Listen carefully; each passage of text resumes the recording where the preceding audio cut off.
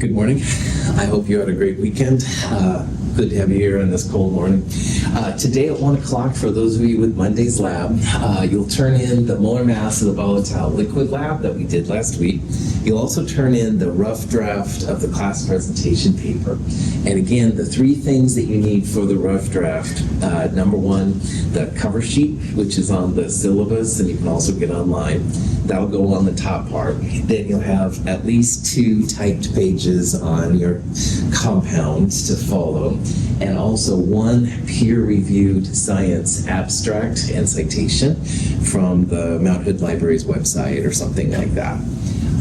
Should be pretty chill, but if you have any questions, of course, let me know. Problem set number 4 is up. 4 has stuff from the gases we're talking about.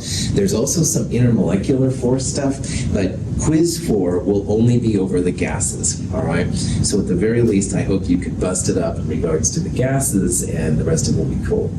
And then we'll go next door and do the solids and linear regression lab. It has a longer name. Sorry, I can't remember what the full name is. But anyway, solids is we're going to start exploring the crystal structure of metals.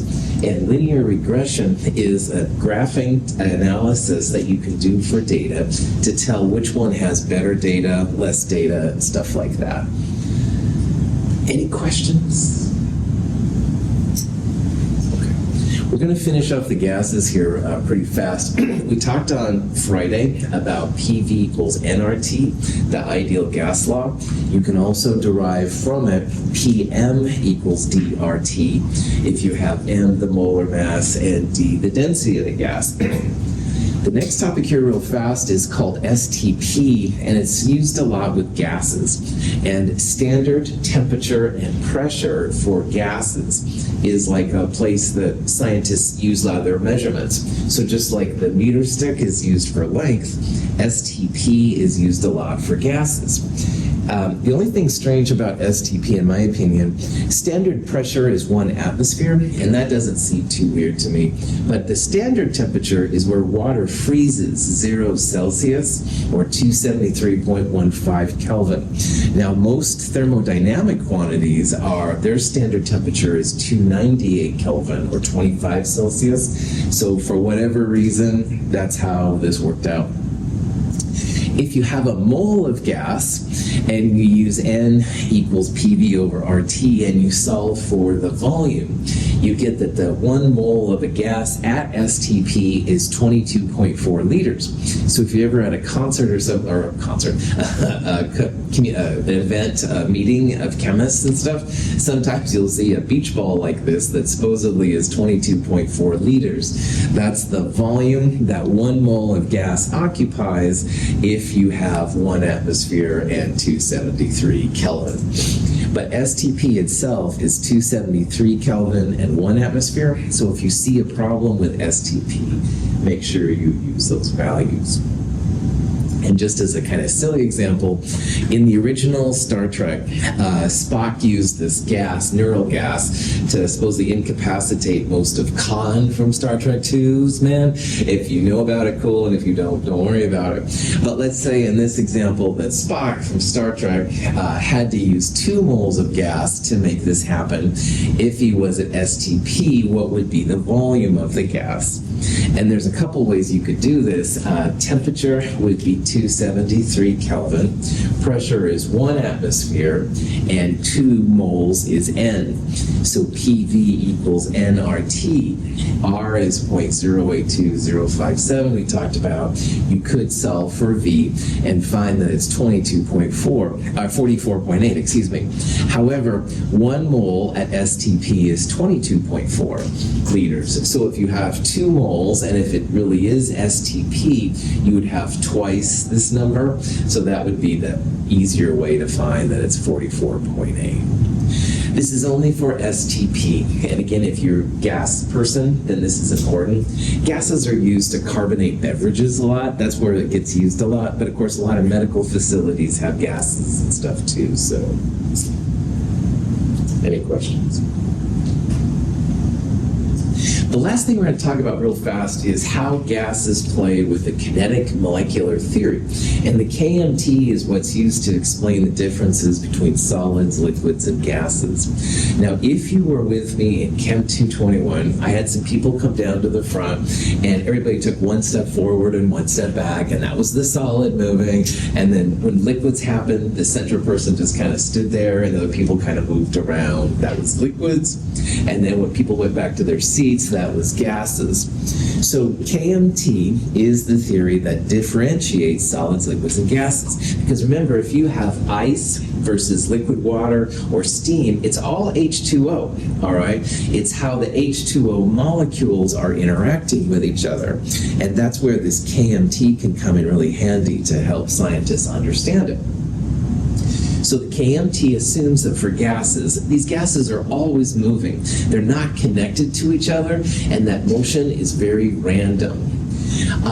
Pressure of a gas arises because the pressure of molecules happens because the molecules like bang into the wall, like this wall right here, or on us and stuff. So the pressure are little tiny collisions of molecules that hit your container.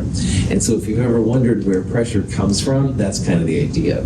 So in this picture right here, these molecules are like bouncing off the walls of this cube. That's where the pressure arises. Now, KMT gets a little sketchy on the next two. It says that all molecules, when they hit each other, they are elastic. And in physics, that means there's no loss of energy to friction or other momentum. And that's a little bit weak, but that's what they say. We'll talk more about this in the next section. The other thing that KMT assumes is that the volume of your molecules is pretty small, and that doesn't fly super well. We're going to talk today in lab about how small atoms are, but they do have molecule, they do have volume, they do have mass, and gases are the same thing. So just realize that KMT will assume these things. Some of them are better than others. Just keep a little in the back of your mind like, well, you know, they're pretty good. The first two are very good, I think. But these two get a little bit weaker, as we're going to see. Now, this is a slide I just want you to look at, but we're going to talk about the results of these equations. So in physics, all right, and higher levels of chemistry, you can get these expressions for the kinetic energy. And the kinetic energy is the energy of movement, all right? It's how things move around. And we're not going to use these equations per se, but we will use the results of the equations because it works really well for gases. So the energy of a gas, you can think about that, is going to depend on the temperature, all right? And boy, if you're like me, it's cold outside, moving a little slower, man, trying to get my caffeine going, and even that's harder. The temperature affects my energy, and it affects gases too. Higher temperature, everything's cool, I'm ready to party or whatever, and lower temperature, all I want to do is go back to bed and drink tea or something. So temperature affects gases' energies as well. Temperature goes up, the energy of your gas goes up. And if the temperature goes down, the energy of your gas goes down. But individual gases have different masses. So for example, helium is about 4 grams per mole, while oxygen is about 32 grams per mole. Oxygen has more mass, a heavier gas. And heavier gases are going to have smaller speeds. It's one of these up and down kind of things. The energy is going to be the same for all gases, helium or oxygen, but oxygen is bigger. It has a bigger mass, so it's going to have a slower speed. On the other hand, helium has a smaller mass, it's a lot lighter, it's going to have a faster speed. So we're going to talk in the next couple slides here about how gases have energies that depend on temperatures. And that's across the board. And it doesn't matter what gas it is, they're all going to have the same energy. But every gas has its own mass. Some of them will be higher, so they're going to have slower speeds. And some of them have smaller masses, so they're going to have higher speeds. All right? And if you know someone that's in track who can run really fast, and if I tried to run against them, it would be horrible because I like pizza too much. I have a big mass. All right? So my velocity, V, is going to go down. On the other hand, friends that do track probably have small masses because they don't eat as much pizza as I do. They're going to run faster. All right? So think about that as we go through gases. The higher the molar mass, the slower it's going to be. On the other hand, the smaller the molar mass, the faster it's going to be. Questions? Okay.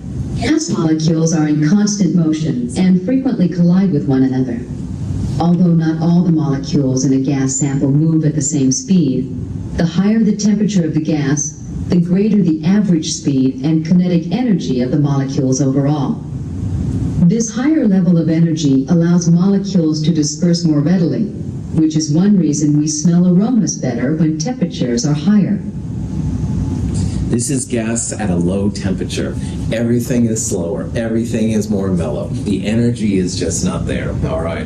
And this morning walking down to 1303, that's definitely how I felt. I was like, oh man, all right. On the other hand, on a warm day, yeah, the sun is out, let's go to the river, whatever, all right? Then the energy of the molecules is all over the place, all right? They want to go things. So you can see how the movement itself gets higher as the temperature changes. So what this slide represents, temperature goes up, the energy of your gas goes up. Temperature goes down, energy of your gas goes down.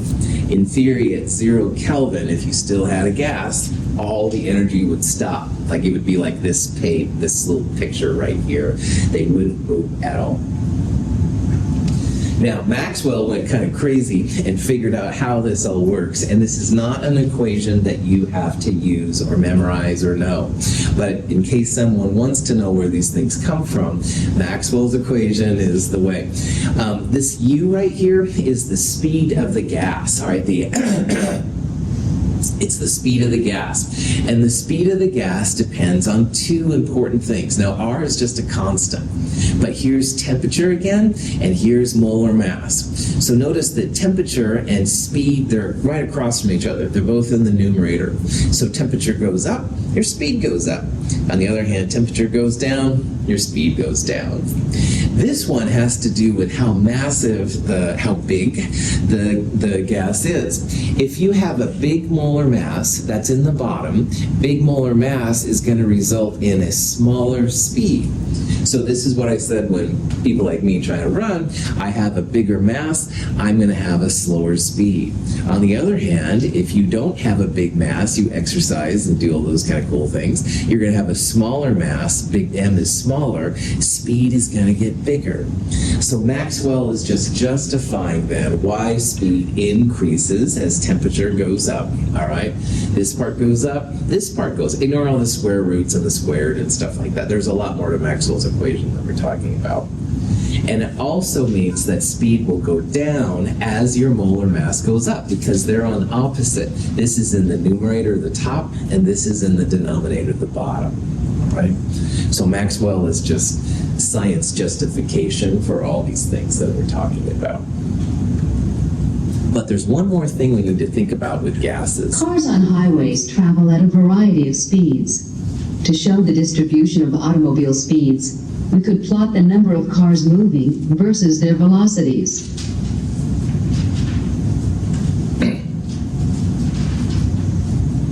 Molecules in the gas phase show the same variability of speed. Plots of molecular speed distributions are called Boltzmann plots. When I'm on the freeway, I try to drive, if it's 65, probably closer to 70, yes, Your Honor, I go a little above the speed limit. But anyway, so about 70 miles per hour, all right, maybe average, I don't know. But then there's always some people that are just run around me, man, and cool, I like Fast and the Furious too, just not real life. But anyway, some people just drive really, really fast. No, Marky, I'm not looking at you specifically, just I happen to think of you in racing. But anyway, some people drive really fast and stuff like that. But there's always the people that are a lot older than me me, and they're like driving like it's 1954, and they're jalopies or whatever, and they're going really slow. So the question is then, when all we've talked about so far, I talked about these speeds of gases, but it's really an average speed. And what is an average speed? And gases are the same way. Like some of them will just go hyper crazy. There'll be the really fast drivers on the freeway. Some of them are some of the gases are chilled out. They don't even know what's going on. And there's going to be an average kind of right in the middle. So one thing you have to remember when you're talking about all these different molar mass makes gases go slower, blah, blah, blah, is that there is a concept of average speed. And this value right here at the top of the graph would be the average speed that most people go. But there's going to be some that drive faster and some that drive slower. Now for gases, this would be the average speed of the gas. But there will be some that go faster, definitely, and there'll also be some that go slower. So when you're dealing with 10 to the 23rd of something at one time, you're going to have an average where most of the molecules fall, but there will be some that are faster and there will be some that are slower. So this picture shows two different temperatures of oxygen. So oxygen is about 32 grams per mole at both the colder blue graph and the warmer kind of red-brown graph. But you can see here how the highlight of the graph, the thick top part, is lower for the lower temperature than it is for the higher temperature. So if you increase the temperature, your average speed is going to increase, all right? This was the average, the height of the blue graph at 25 Celsius, and this is the average at 1,000 degrees Celsius. But even at the lower temperature, you still have a lot of molecules going pretty fast. And of course, there's going to be some molecules going slow. And at the warmer temperatures, naturally, you have a lot more molecules going a lot faster to the right. But even at 1,000 degrees, you've got a lot that are going slow.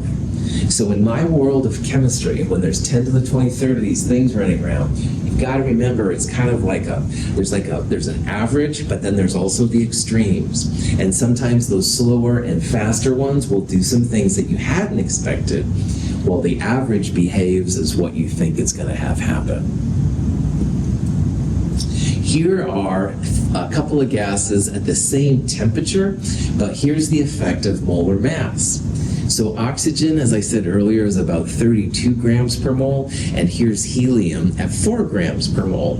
So again, remembering that the top part of these graphs is the average speed. Oxygen has a speed right about there, and that's pretty good, but helium's average speed is much faster. Helium has a smaller molar mass, so it's going to go faster at the same temperature. And you can see how nitrogen is a little bit lighter than oxygen, so it's a little bit faster. Water is smaller yet, so it has a bigger one. Helium would have the largest one.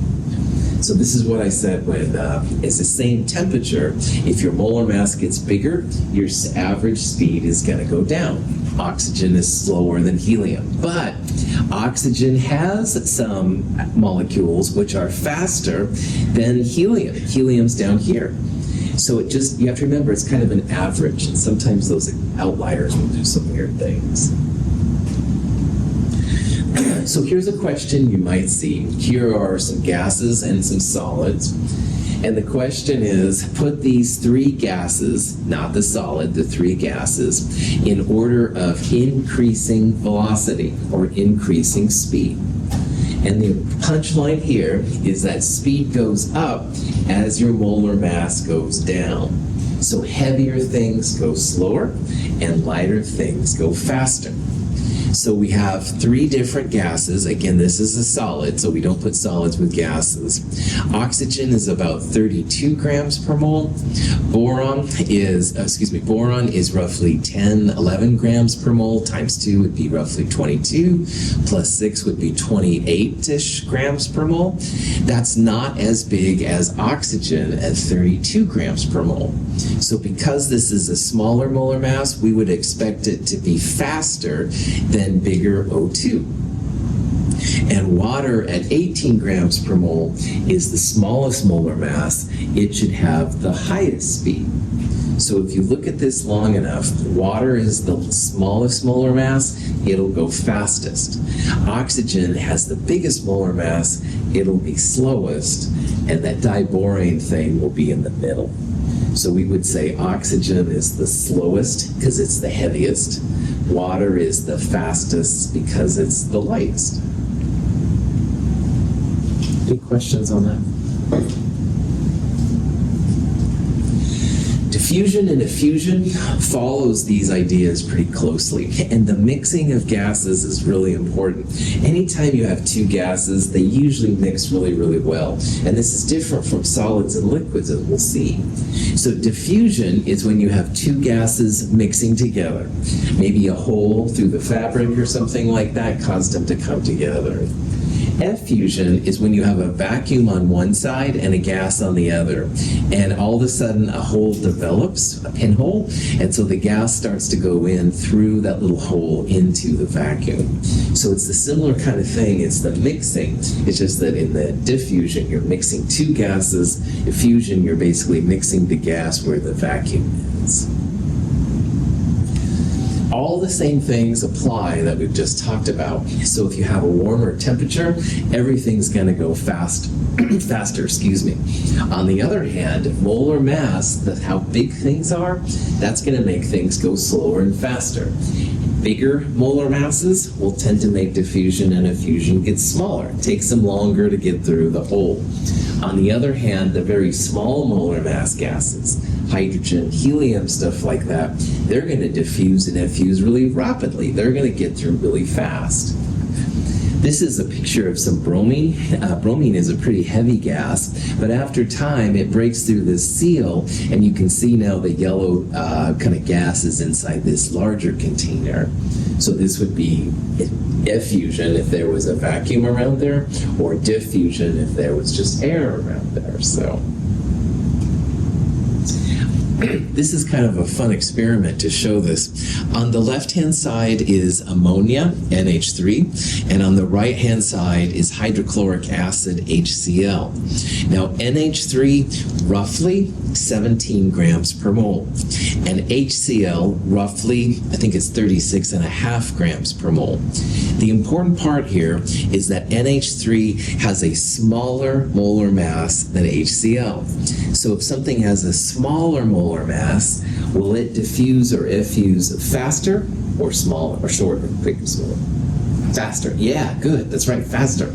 Smaller molar mass goes faster. All right, diffusion, effusion, all these kind of things. On the other hand, bigger molar masses like HCl go slower. When the two gases meet in this U-tube, not the cool U-tube with, cat videos and stuff like that on it, but anyway, in this literal U-tube, anyway, when the two gases meet, NH4Cl forms, and NH4Cl is a solid. So you're going to see a solid white compound form where the two gases meet. And because this is a heavier molar mass, a bigger molar mass than this one, it's heavier, it's not going to be as fast. So this is kind of like a racetrack, all right? And to get to the top first, we would predict that the smallest molar mass will be faster. So NH3 has a smaller grams per mole, it's going to reach the top before the heavier HCl does. So what we're going to see then is that the white solid only appears on the right side of the U-tube. Because HCl is just going slower, NH3 is going really fast. And it gets to the top, it comes over here, the two gases meet to make the solid right there. On the right is HCl gas, and on the left is NH3 gas. Where the two meet, a reaction occurs producing ammonium chloride gas. The reaction occurs primarily on the right because NH3 is lighter and diffuses faster. This wispy whitish stuff is the NH4Cl, and it's forming mostly on the right because HCl is heavier. It takes a lot longer to get up there. It's slower. On the other hand, light NH3 goes really, really fast, gets over the hump, goes down there. Solid. So, punchline of these last slides, all right? Temperature depends, helps you find out what energy gases have. And at the same temperature, it doesn't matter if you have helium or oxygen or whatever, they're all going to have the same energy. But if you have a gas at the same energy, then you start thinking about molar mass and speed. And heavier molar masses go slower, and smaller molar masses go faster. So that's when you can start thinking about diffusion, effusion, blah, blah, blah. It's at the same temperature. So this YouTube thing here was all the same temperature, room temperature, whatever. That's why the NH3 got over here faster. It's lighter, it goes faster than the other stuff. That's it for all we're going to look at in Chapter 9. I'm going to skip a couple of slides at the end because we're having too much fun. Let's go on and talk about Chapter 10 now, where we're going to talk about solids and liquids, and we're also going to talk about the interactions between solids and liquids. And here's the big thing about Chapter 10. There has to be a way to justify why solids, liquids, and gases exist at all right? Because if you have water, H2O, as a solid, it's ice. If you have it as a liquid, drinkable water, it's a liquid, of course. And if you have it as steam, it's a gas. But they're all H2O. They're all 2 parts hydrogen, 1 part oxygen. So the reason that solids are different than liquids and liquids are different than gases is due to something called intermolecular forces. And the best analogy I can think of for IM forces, which is what a lot of times you call it, is that molecules have like little tiny hands on them.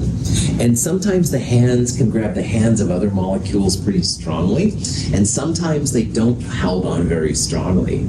And we're going to see that solids have the strongest hands. They hold on to each other really, really well. Liquids have hands that connect to other liquids, but it's not as strong as solids.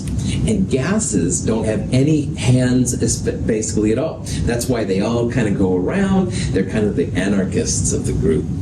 Now, this picture right here shows intermolecular forces right there and there, those little dots.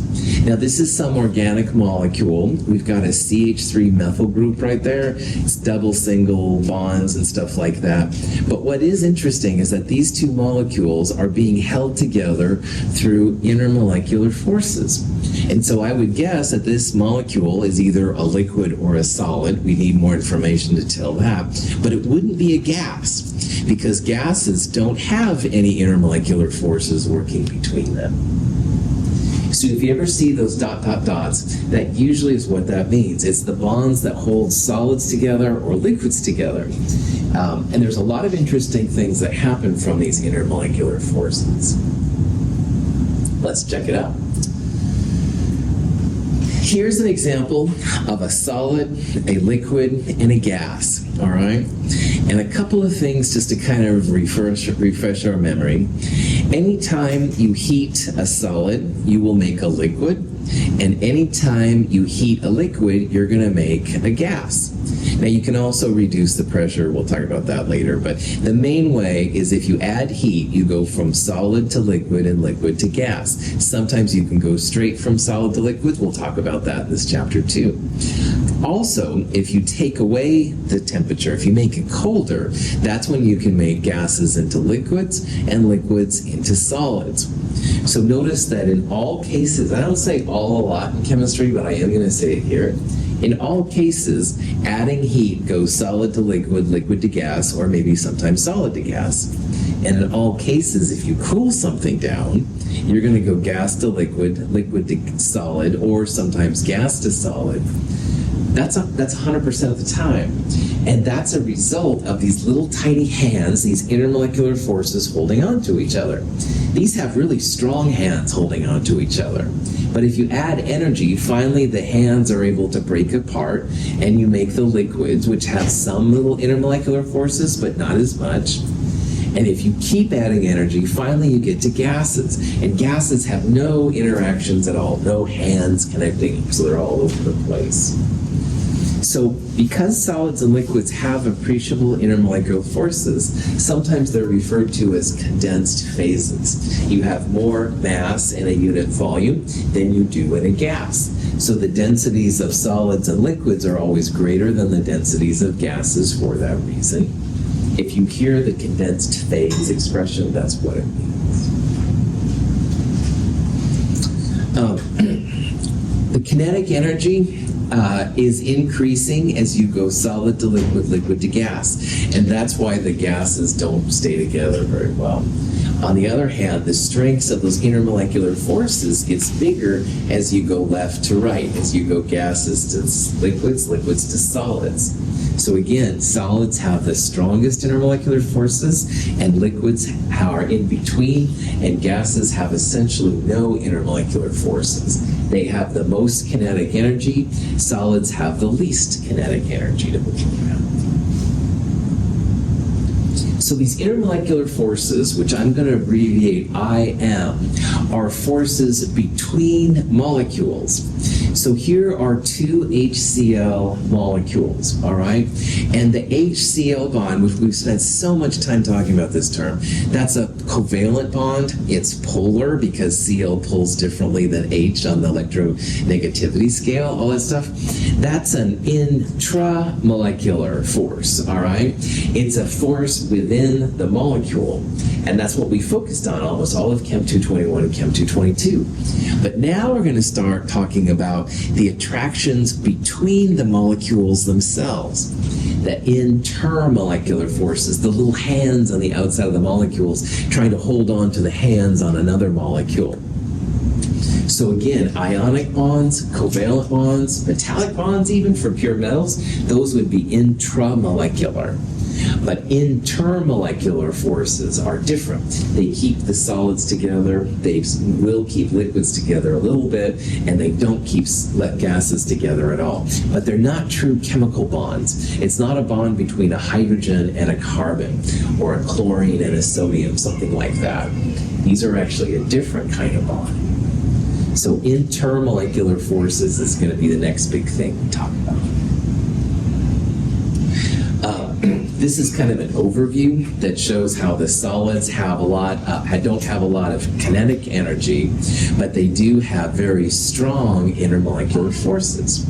On the other hand, the gases we just talked about, they don't have hardly any intermolecular forces. That was one of the kinetic molecular theory assumptions I talked about briefly.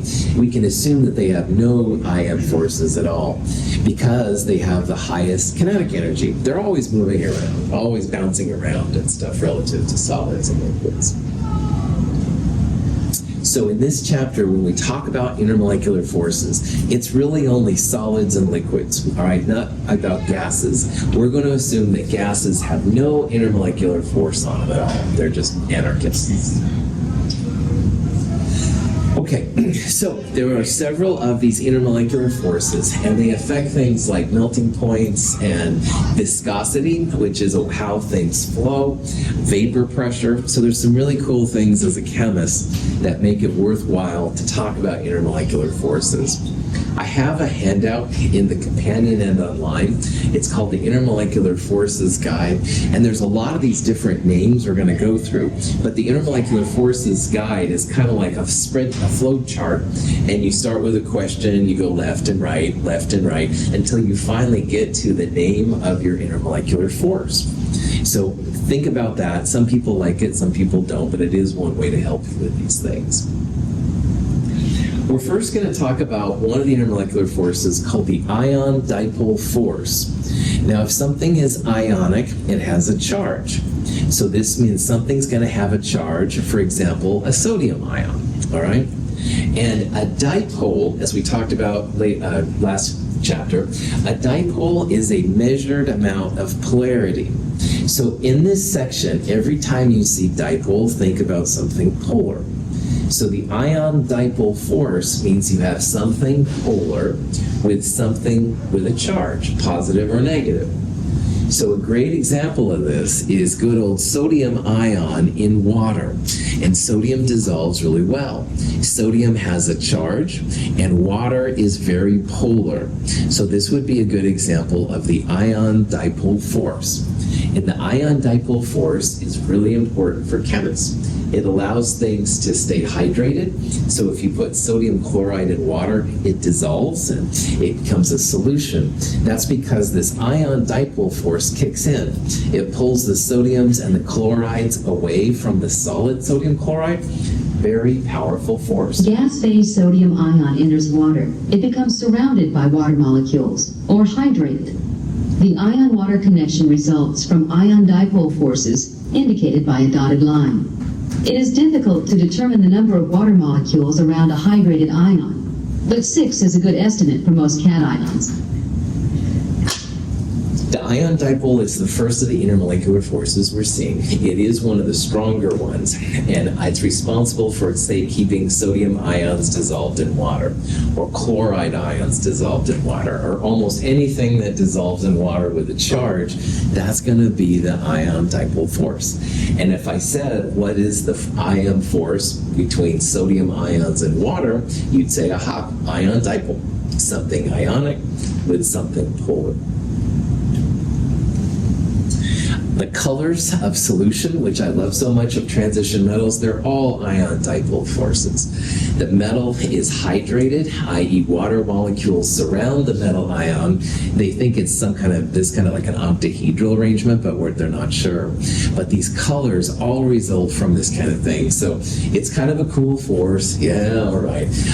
It keeps things dissolved. So every time you have salt water and stuff, woohoo, ion-dipole force. I'm sure you're excited. Hydrogen chloride molecules are polar. When HCl molecules in the gas phase are pooled, the kinetic energy of the molecules can no longer overcome the dipole-dipole forces between them. The opposite ends of the molecules attract each other and coalesce to form a liquid. Hydrochloric acid, or hydrogen monochloride if it doesn't have water, is a gas at room temperature. No intermolecular forces between those at all. However, if you cool it down, the little hands on one of them starts to attract the hands on the other. And notice here we have a Cl, which is somewhat negative, and an H+, which is somewhat positive. And the positive is attracted to the negative on the other side. So this is an example of what's called the dipole-dipole intermolecular force. It happens between things which are polar. Polar things tend to stick together a little bit. The positive on one is attracted to the negative on the other, and it's pretty cool. So dipole-dipole is strong. It's not as strong as ion-dipole, but it is a pretty strong force. And if you have a lot of polar solvents, for example, acetone, which we used last week to clean the inside of the glassware, acetone uses a dipole-dipole force to make it a liquid. Here's some examples of polar molecules versus non-polar molecules where the molar masses are about the same. So N2 is completely non-polar. It does not have dipole-dipole. But carbon monoxide does. Oxygen pulls stronger than carbon. The molar masses are about the same, but notice that the boiling points are a little bit different.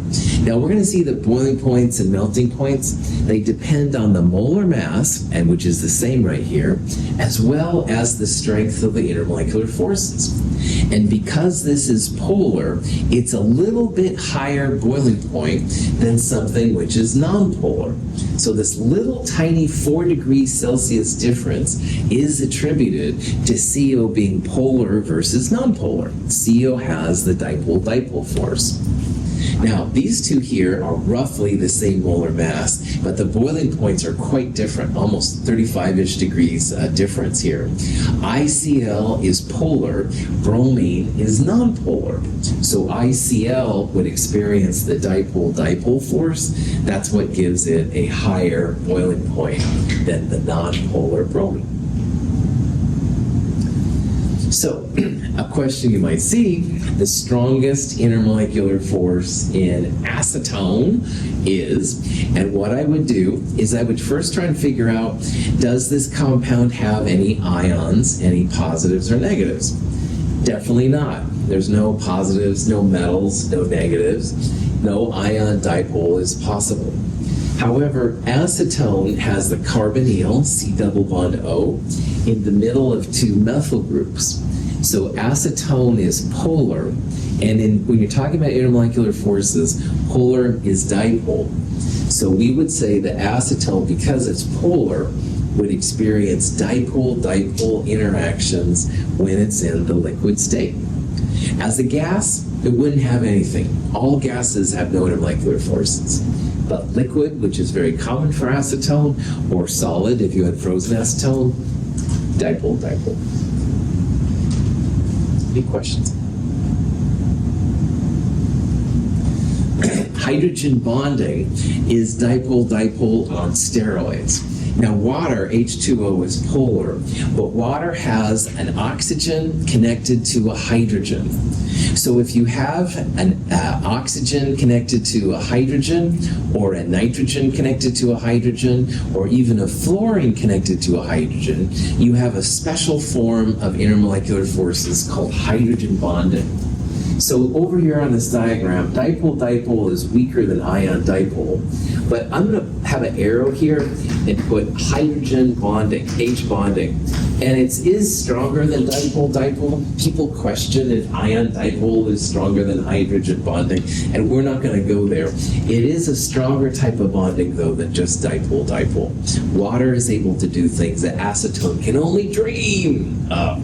So be on the lookout for NO and F connected to H, because if you have one of those, that's when this stronger hydrogen bonding kicks in. So for example, it says which of these should exhibit hydrogen bonding. You want to have a hydrogen connected to a nitrogen, oxygen, or fluorine. So here is hydrogen connected to fluorine. Definitely, that's got it. But here, hydrogen is connected to carbon, and carbon is not nitrogen, oxygen, fluorine. So this does not have hydrogen bonding. This one looks tempting, but when you draw out the Lewis structure, the oxygen is connected to this carbon, and it's also connected to that carbon. That's an ether. And ethers do not have hydrogen bonding because the oxygen is not connected to N, O, or F. But methanol, the alcohols, do have oxygens connected to hydrogens. So this one would have hydrogen bonding. So for these five, for the five answers here, the answer would be E. Both A and D have oxygen, nitrogen, or fluorine connected to hydrogen. These two don't have oxygens connected to hydrogen, oxygen, or fluorine. And again, this is the one that's probably the most confusing, but this oxygen is connected to the carbons. It's not connected to the hydrogens. Hydrogen can only handle one bond, and in that case, it's connected to carbon.